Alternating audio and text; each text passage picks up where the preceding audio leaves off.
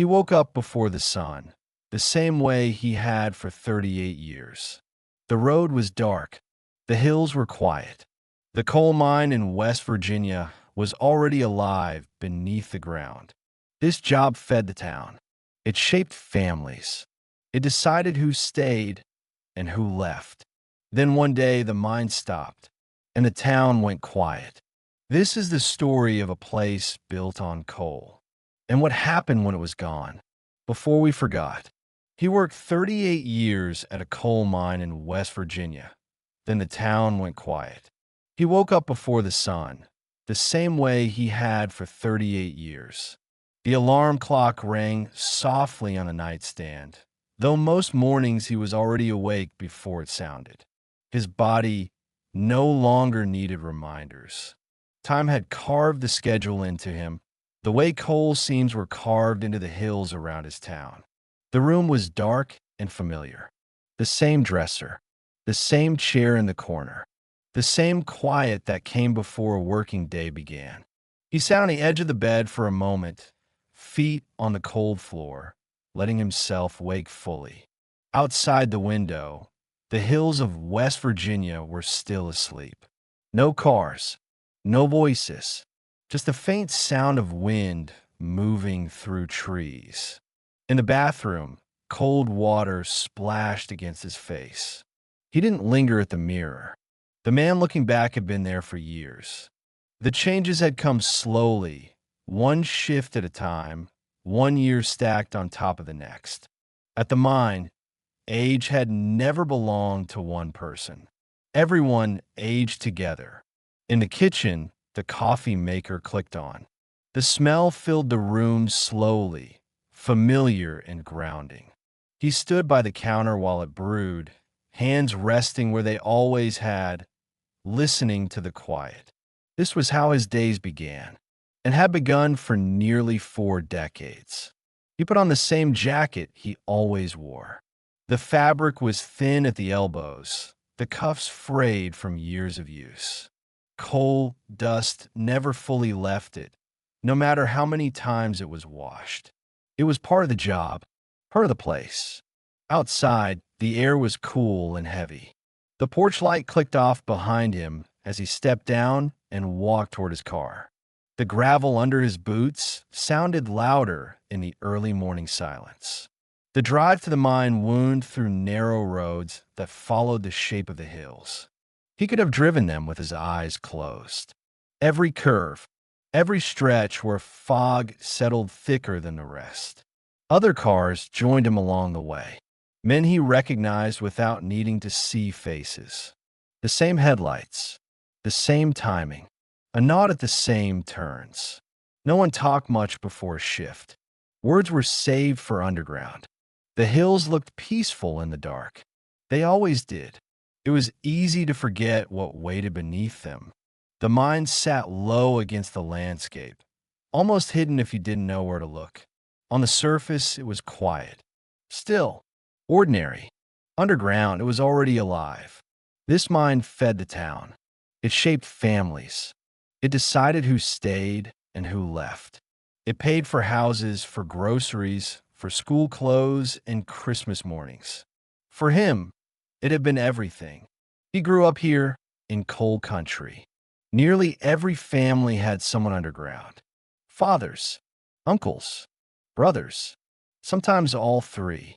Children learned early which houses emptied at shift change and which filled again hours later.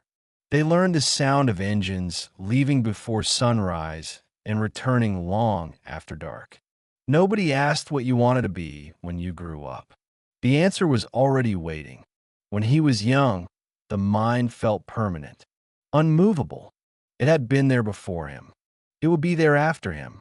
He started young like most did. The first time he went down, the darkness surprised him. Not just the lack of light, but the weight of it, the way the air pressed in. The elevator dropped slowly at first, then faster. Light disappeared quickly. The sound of the surface faded, replaced by the steady movement of the mine itself. Someone older stood beside him. Didn't say much, just watched. You learned quickly not to panic underground, not to rush. Calm mattered more than strength. That first descent stayed with him long after it stopped feeling new. The work was hard, dangerous. Cold dust settled everywhere, in clothes, in hair, in lungs. You learned to listen carefully. A sound that didn't belong, a shift in the rock. Men trusted each other because they had to. Your safety depended on the attention of the person next to you. When accidents happened, the mind didn't stop, but everyone felt it. Danger was always there. You just learned how to live beside it. Years passed. The mind became routine. The danger familiar. Men aged together underground. Jokes stayed the same. Faces changed. Retirement felt distant at first, then closer. He had done everything right. He showed up. He worked hard. He stayed. That was supposed to mean something. Above ground, the town moved to the mine's rhythm. Stores open early. Church pews filled on Sundays. Everything depended on what happened underground. The mine wasn't just work. It was the reason the town existed. Changes came slowly. A shift cut here. A layoff there. When rumors started, no one panicked. This wasn't the first slowdown. The mine had paused before. People told themselves stories. It would reopen. It always did. As long as the gates still stood, hope stayed alive. Then one morning it didn't. The gates stayed closed. The lights didn't come on. No unknown cement. No warning. Just silence. And the town went quiet. The days after the gates stayed closed felt wrong from the very beginning. Morning still arrived early. The light still came through the same window. The coffee still brewed the same way. But there was nowhere to go. He sat longer at the kitchen table than he ever had before, not thinking about anything in particular, just listening. The house made sounds he hadn't noticed when his days were full. A ticking clock, pipes shifting, the low hum of electricity. For most of his life, silence had only existed between shifts. Now it stretched across entire days. At first, people waited. They checked the local news. They listened to the radio. They asked questions at the post office and the gas station. No one used the word closed. They said paused. They said temporary. The mine had shut down before. Maintenance. Market changes. Short layoffs that ended with everyone back underground weeks later. This felt the same. At least, that's what they told themselves. Hope survived on habit. He kept his alarm set, not because he needed it, but because turning it off felt like admitting something he wasn't ready to accept. Some mornings he drove anyway, not all the way to the mine, just along the road. The hills looked the same. The curves hadn't changed, but there were fewer cars now, sometimes none at all. Around town, people ran into each other in unfamiliar places. Men who had spent decades underground now stood in grocery aisles longer than necessary. They studied prices, compared brands, calculated silently. Conversations followed the same script. How you holding up? Getting by? No one stayed long. There was nothing new to report. They had shared years of noise and danger. Now they shared uncertainty. At home, small decisions started to matter more. Purchases were delayed. Plans reconsidered. The television stayed on longer than it used to, sometimes just for the sound of voices. News programs blurred together. The same words repeated. The same explanations offered. He didn't argue with the screen. He didn't take notes. He simply watched. Without the mind, time felt unstructured. At work, every hour had a purpose. Every movement mattered. Underground, you always knew where you were supposed to be. Above ground, days spread out. He fixed things around the house.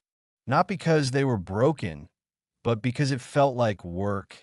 A loose hinge, a fence post, a shelf that didn't really need adjusting. Work had always told him who he was. Without it, the days felt heavier. Weeks passed. The calls never came. The mine didn't reopen. The word temporary disappeared from conversations. People stopped asking when. They started asking what next. The town changed quietly. The diner shortened its hours. The early morning crowd never returned. Booths stayed empty. Coffee sat untouched on warmers. A hardware store closed. Then a small grocery. Families moved away without announcements.